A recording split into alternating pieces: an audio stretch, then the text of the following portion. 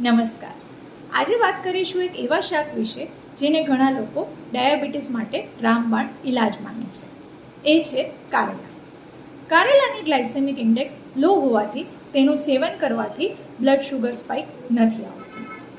બીજું, તેમાં રહેલા તત્વો જેમ કે ચેરેન્ટીન, પોલીપેપ્ટાઇડ પી અને વાઇસિન ઇન્સ્યુલિનની જેમ કાર્ય કરે છે અને બ્લડ શુગર લેવલ્સ ઘટાડવામાં મદદ કરે છે.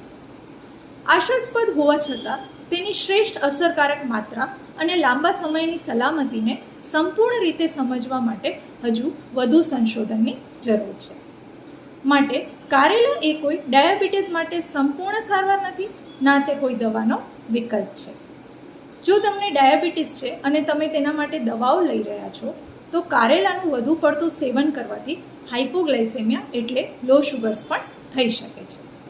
માટે કારેલાનો ઉપયોગ આપણા ભોજનમાં આપણે શાક તરીકે અવશ્યથી કરીએ, પણ સાવચેતીપૂર્વક અને તબીબી સલાહ હેઠળ જ. આભાર.